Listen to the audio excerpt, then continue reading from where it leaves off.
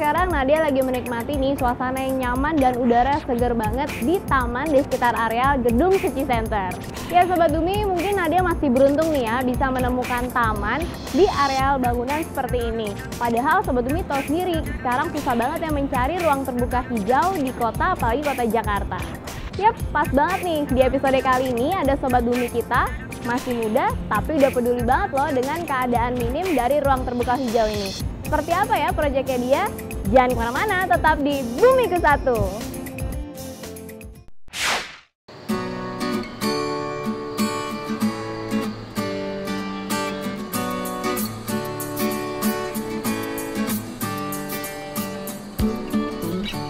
Sobat Bumi, coba perhatikan deh sekeliling kamu. Apakah kamu pernah mendengar suara burung di sekitar rumah kamu? Seberapa sering? Semakin hari kita sudah jarang mendengar suara burung di daerah perkotaan. Hal ini disebabkan karena minimnya lahan hijau sebagai tempat hidup satwa burung. Hidup di kota maju seperti Jakarta dengan teknologi dan fasilitas yang serba ada belum menjadi jaminan kalau kota Jakarta merupakan kota ideal. Menurut Undang-Undang Nomor 26 Tahun 2007 tentang Penataan Ruang Pasal 29, satu di antara syarat kota ideal adalah memiliki ruang terbuka hijau minimal 30% dari luas wilayah kota. Coba kamu hitung-hitung, dengan luas areal yang kamu punya, apakah ruang terbuka hijau yang kamu punya sudah mencapai 30%-nya? Ruang terbuka hijau memiliki banyak manfaat, di antaranya menjaga keserasian dan keseimbangan ekosistem, pengendalian pencemaran, kerusakan tanah, air dan udara, tempat menjaga keanekaragaman hayati dan satwa, dan dapat juga memberikan keindahan pada daerah kota tersebut. Episode kali ini kita akan banyak belajar dari Sobat Bumi kita bagaimana cara menjaga ruang terbuka hijau dan seberapa penting melakukan pengamatan burung. Simak terus ya.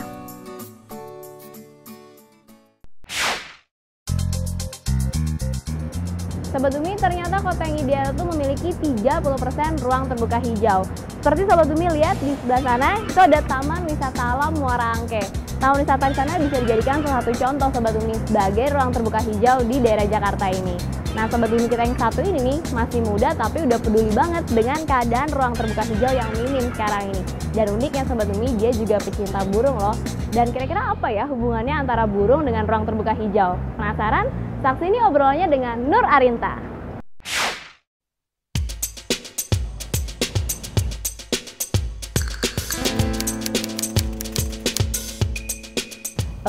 Aku ngelihat kondisi kota Jakarta karena itu kotaku kan, tempat aku beraktivitas. Setelah aku baca-baca, aku cari informasi, ternyata sebenarnya luasan ruang terbuka hijau yang ada di sebuah kota idealnya 30%. Tapi aku cari-cari berapa persen di Jakarta, ternyata cuma 10% lah kalau dibuletin. Di situ akhirnya aku lihat kalau misalnya kota Jakarta kurang banget akan RTH. Selain itu aku juga karena aku suka pengamatan burung, aku kulik-kulik jumlah populasi burung yang dulu dan sekarang.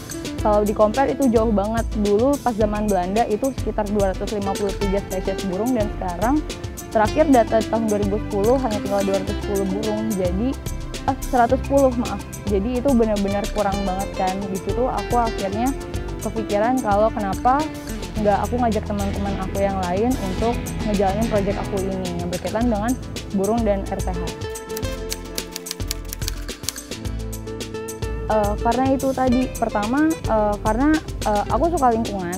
Aku melihat kalau di satu kota itu, bahkan nggak cuma di satu kota, tapi di dalam satu rumah itu idealnya itu harus ada 30% ruang terbuka hijau dari luas area itu sendiri. Nah dari situ akhirnya aku melihat dari segi lingkungan itu udah 30% itu yang ideal. Maka kalau dari situ kota Jakarta udah kurang banget dong. Selain itu juga RTH itu kan nggak cuma buat lingkungan aja gunanya, banyak juga yang lain. Makanya aku menggunakan RTH sebagai salah satu indikator kota yang ideal. Manfaat RTH tuh banyak banget. Mungkin kita ngeliatnya cuma dari segi lingkungan aja. Pertama, lingkungan ada yang namanya fenomena urban heat island. Di situ di mana di satu area itu nggak ada daerah hijau, akhirnya panas dari matahari itu karena banyak gedung-gedung dia terpantul kembali, akhirnya double lah ibaratnya panasnya. Kalau misalnya ada ruang hijau, panas dari matahari itu akan keserap. Nah, jadi pertama menyejukkan, kemudian RTH sendiri jadi habitat para satwa seperti burung dan mamal juga banyak kan tinggal di RTH. Kemudian selain itu juga banyak dari segi sosial, RTH bisa jadi tempat untuk kita kalau misalnya di kota Jakarta tahulah gimana stres kan. Jadi kalau misalnya kita ke RTH biasanya bakal lebih nenangin pikiran. Banyak juga RTH juga bersifat, karena banyak pohon, dia bersifat meredam suara. Jadi kalau misalnya kita ada di area RTH yang banyak pohon-pohonnya, itu pasti akan lebih tenang lah suaranya daripada di jalan. Untuk indikator RTH, karena di sini kota Jakarta, dan kebetulan aku juga pengamat burung, aku sengaja mengambil burung karena burung adalah salah satu hewan yang sensitif.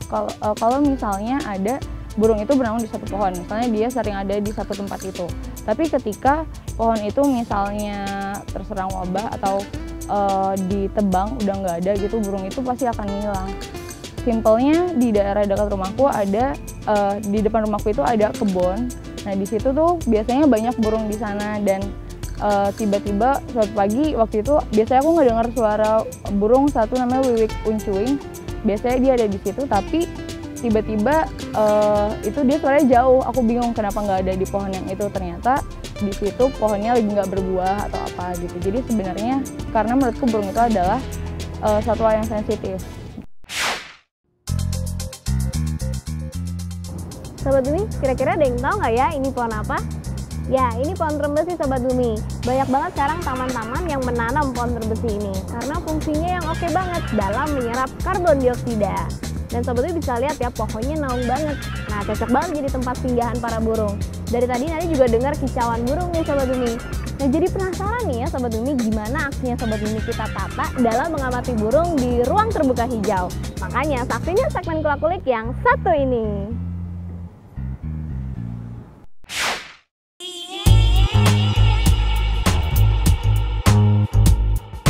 Jadi sekarang aku mau jelasin gimana caranya untuk pengamatan burung. Pertama yang dibutuhin, standar minimalnya lah kalau kita mau pengamatan burung. Yang paling penting ini, kita butuh binokuler atau biasa disebutnya teropong. Ini gunanya buat melihat burung jarak jauh supaya lebih jelas lagi untuk diidentifikasi. Kemudian yang kita butuhin juga ada buku pengamatan, buku panduan pengamatan burung. Ini yang biasa aku pakai, buku burung yang ada di Sumatera, Jawa, Kalimantan, Bali karena kita domisilinya emang ada di situ. Kemudian di sini juga ada buku catatan sama pensil. Biasanya aku pakainya karena di sini untuk pertama untuk bikin sketsa burungnya supaya diidentifikasi. Kemudian kita tulis jenis-jenis burung apa aja yang kita dapetin, waktunya, kalau bisa jumlahnya juga gitu. Terus di sini ada tambahan kamera. Ini sebenarnya pelengkap sih. Jadi kalau misalnya kita pengamatan burung, kalau misalnya kita pengen ngambil gambarnya, ini kebetulan adanya kamera pocket. Jadi biasanya kalau aku makainya kalau lagi pengamatan, diarahin ke burungnya, terus diambil gambarnya gitu. Sekarang kita coba cari burungnya yang ada di kawasan ini.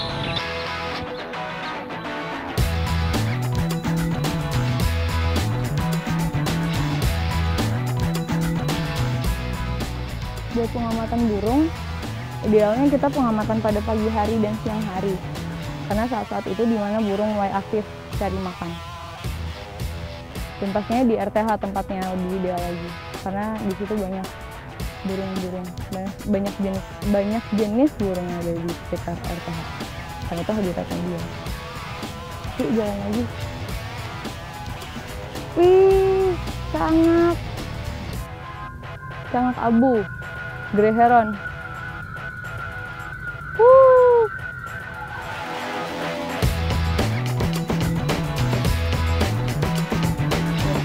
Buat pengamatan burung, identifikasi burung itu nggak mesti kita lihat secara langsung kayak yang tadi saya lakukan. Kita juga bisa identifikasi dari suaranya. Makanya kalau pengamatan burung, kita sebaiknya sedikit bersuara. Jadi kita bisa mendengar suara burung apa, tapi itu juga kita mesti hafal suara-suaranya, dan itu juga bisa kita identifikasi. Selain itu, suara burung juga nggak cuma satu macam, tapi banyak. Jadi di situ juga kita mesti tahu. Itu gunanya ada internet, kita bisa cari-cari di sana, browsing di sana tentang suara-suara burung, jenis-jenis burung, habitat-habitat burung. Menarik banget. Wah, apaan tuh? Itu jalak putih deh. Yeay, lifer! Coba deh pastiin deh. Yeay, betul, lifer. Nah, teman-teman, kalau kita lagi pengamatan burung, terus ketemu burung yang jarang, itu biasanya jadi kepuasan tersendiri loh. Sensasinya beda banget. Kayak tadi aku nemu jalak putih. Kalau nggak salah, terakhir aku dengar, dia cuma tersisa 18 ekor yang ada di Jakarta. Banget. Nah, biasanya kalau misalnya saya habis pengamatan, kalau saya menemukan jenis burung, saya bikin sketsanya dulu, saya hafal ciri khasnya, saya bikin sketsanya, sekarang saya mau bikin sketsanya, burung yang tadi kita punya.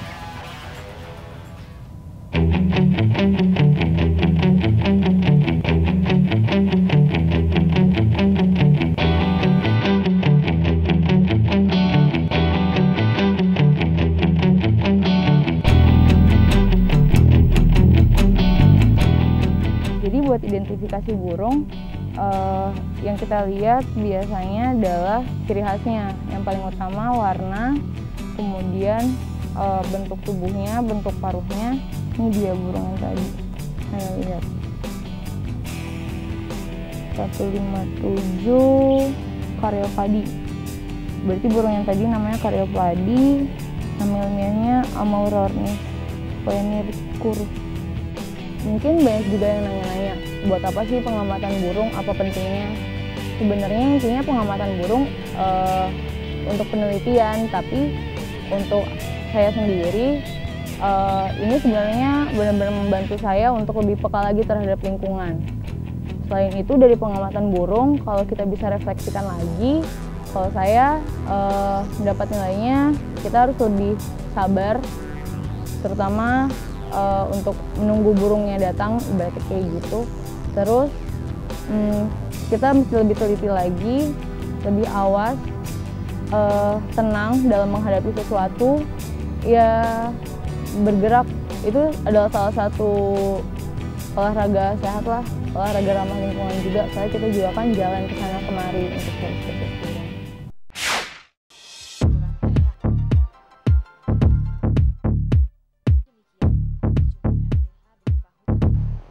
Sobat Umi, setelah beraktivitas selama sepekan dengan rutinitas di kota Jakarta, ada alternatif tempat refreshing yang hemat dan sehat nih. Taman kota. Ya, walaupun Jakarta tergolong kota padat, namun masih ada beberapa taman kota yang masih layak untuk dikunjungi. Bagi kamu nih yang tinggal di daerah Jakarta Pusat, ada beberapa taman kota yang dapat dijadikan pilihan tempat bersantai menikmati udara segar, seperti Taman Suropati, Taman Situ Lembang, Taman Menteng, dan Taman Monas. Taman Suropati dengan luas 16.000 meter persegi dapat dijadikan tempat bersantai dan berolahraga, dan menikmati suara kicauan burung dan satwa penghuni taman. Tidak jauh dari Taman Suropati, kita juga bisa menjumpai Taman Situ Lembang. Taman dengan luas 1 hektar ini dilengkapi dengan danau buatan dan air mancur. Taman ini masih tergolong bersih dan terawat. Pepohonan yang rindang, aneka bunga yang tumbuh subur, dan kursi warna-warni semakin membuat taman ini semakin berwarna. Masih di sekitar Jakarta Pusat, Sobat Umi, terdapat juga Taman Menteng. Taman ini dengan luas sekitar 3,4 hektar dilengkapi dengan fasilitas olahraga yang dapat dinikmati secara cuma-cuma. Bunga-bunga yang terdapat di sudut-sudut taman dan air mancur semakin memperindah lanskap taman. Dan alternatif taman yang tak kalah bagusnya adalah Taman Monas. Taman yang terletak di kawasan Tugu Monas ini ditumbuhi berbagai jenis pohon yang berasal dari berbagai pelosok tanah air. Di taman ini juga sering ditemui burung-burung yang berterbangan dan hinggap pada tanaman yang berbunga sepanjang tahun. Nah Sobat Bumi, Masih banyak lagi taman kota yang bisa kita kunjungi seperti Taman Kota Tomang dan Taman Kota Fathaillah yang terletak di Jakarta Barat. Taman Marta Tiahau di Jakarta Selatan. Juga Taman Kota Viaduk Klender dan Taman Kota Viaduk Jatinegara yang ada di Jakarta Timur. Gimana Sobat Bumi? Ngeliat rindangnya pohon-pohon di taman kota? Tertarik nggak untuk membuat taman di sekitar rumah kamu? Lingkungan akan terasa lebih sejuk, pencemaran udara pun dapat dikurangi. Yuk ciptakan ruang terbuka hijau.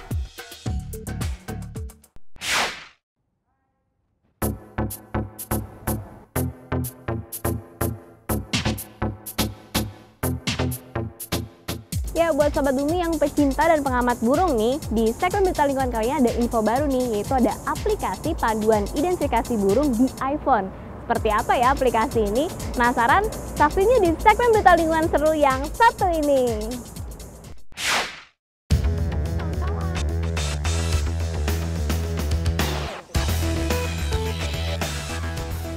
Sobat Bumi, bagi kamu para pengamat burung, ada kabar baik.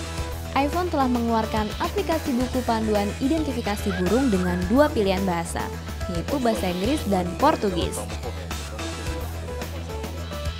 Walaupun aplikasi ini baru dapat dinikmati oleh para pengamat burung di Brazil, namun kabarnya mereka juga akan mengembangkan aplikasi ini ke beberapa daerah.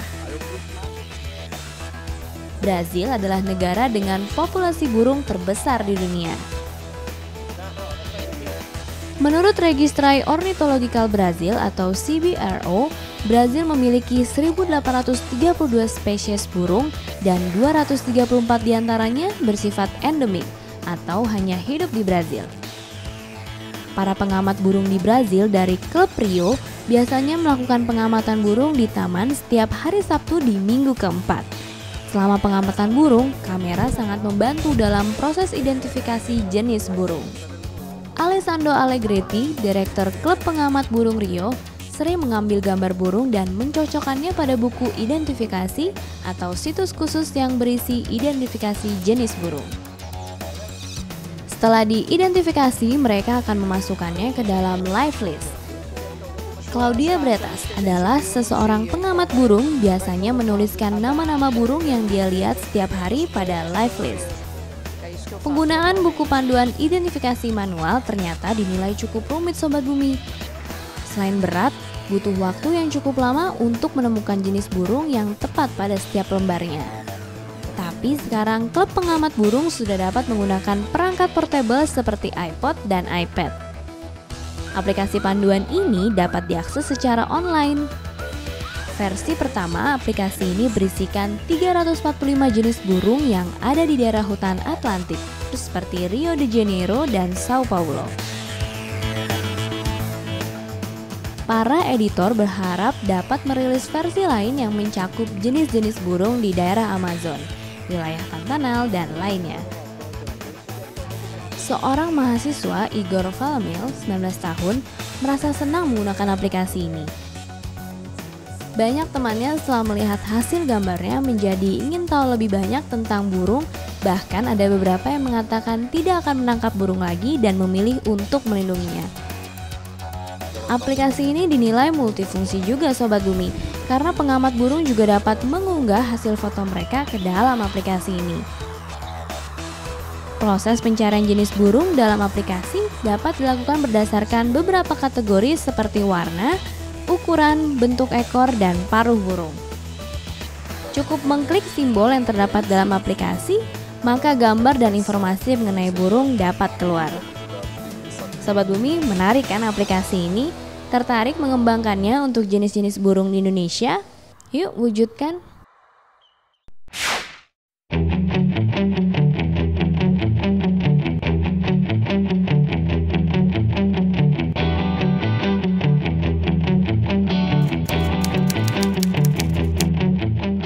Kalau misalnya kita lihat masalah pembangunan, itu kan ada hubungannya sama pemerintah ya.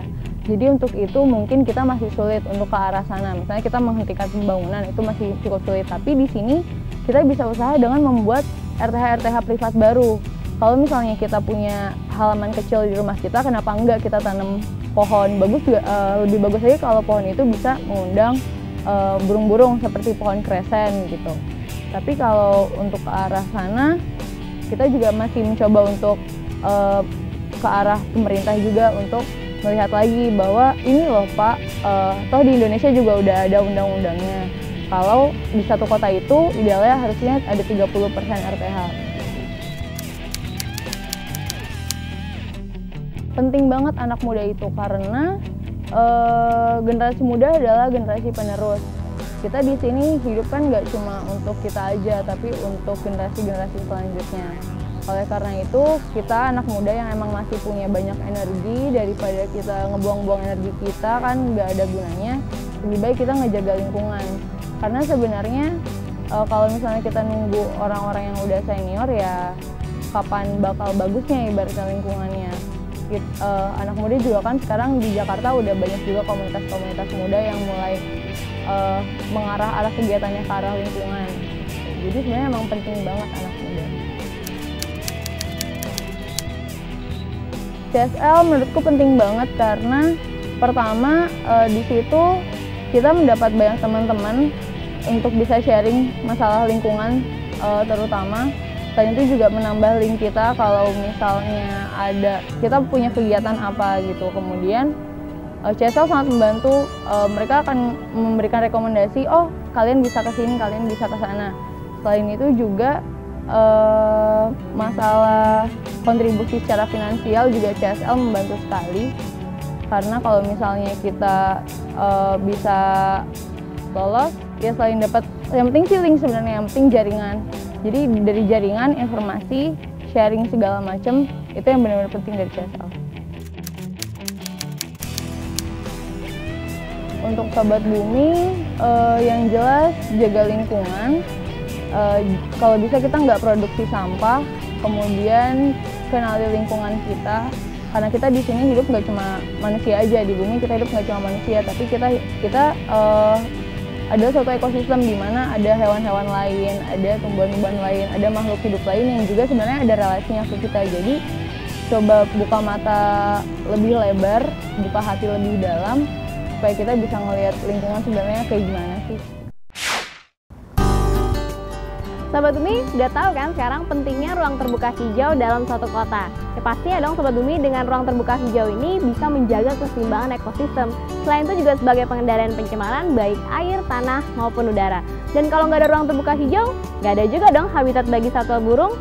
Buat Sobat Bumi, gimana nih? Mau nggak menciptakan ruang terbuka hijau di sekitar lingkungan kalian? Dan gak ada bosannya juga Nadia ingetin Sobat Bumi untuk selalu follow Twitter Bumikku1 di @bumikku1.tv. Ditunggu ya komen-komennya. Dan jangan lupa saksikan terus episode-episode menarik lainnya setiap hari Minggu jam 15.30 di Dai TV pastinya.